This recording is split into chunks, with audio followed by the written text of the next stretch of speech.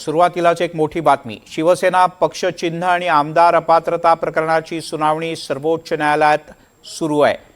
दुसऱ्या दिवशी युक्तिवादाच्या दरम्यान ठाकरे गटाचे वकील कपिल सिब्बल यांनी निवडणूक आयोगाच्या निर्णयावर आणि आयोगाच्या अधिकार क्षेत्रावर काही गंभीर प्रश्न उपस्थित केले।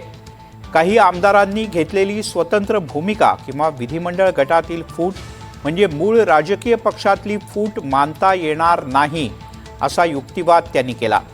तसंच एखाद्या पक्षाची घटना वैध की अवैध याबद्दलचा निर्णय घेण्याचा अधिकार सुद्धा निवडणूक आयोगाला नाही असा दावा सिब्बल यांनी केला।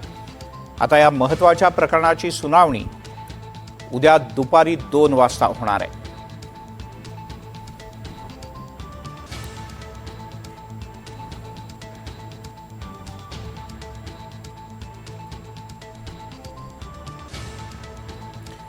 आणि याच संदर्भात थेट जाऊयात नवी दिल्लीला। रामराजे शिंदे आपले प्रतिनिधी आपल्यासोबत आहेत। रामराजे, उद्याला नेमकं काय होणार आहे?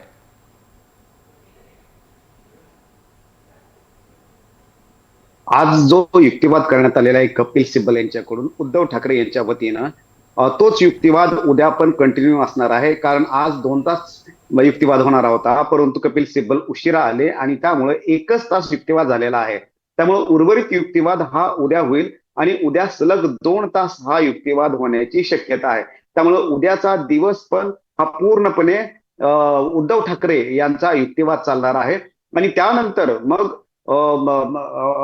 बुधवार झाल्यानंतर गुरुवारी जो शेवटचा दिवस उरतो, तर त्या गुरुवारी एकनाथ शिंदे यांचे वकील नीरज किशन कौल हे युक्तिवाद करणार आहेत आणि त्यानंतर पुन्हा आणखीन 1 दिवस म्हणजे की पुढच्या आठवड्यामध्ये मंगळवारी पुन्हा ही सुनावणी होण्याची शक्यता आहे।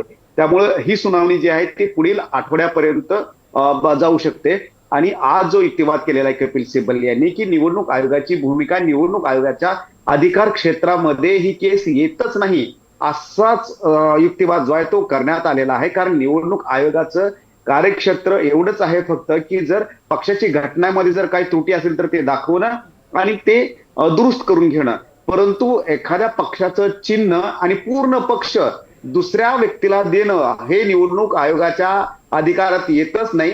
कारण लोकप्रतिनिधी कायदा आहे आणि लोकप्रतिनिधी कायद्याचं तिथे उल्लंघन होते। त्यामुळे असा जोरदार युक्तिवाद जो आहे तो कपिल सिब्बल यांनी केलेला आहे। मात्र हा आतापर्यंतचा युक्तिवाद फक्त एका बाजूचा आहे, उद्धव ठाकरे यांच्या बाजूचा।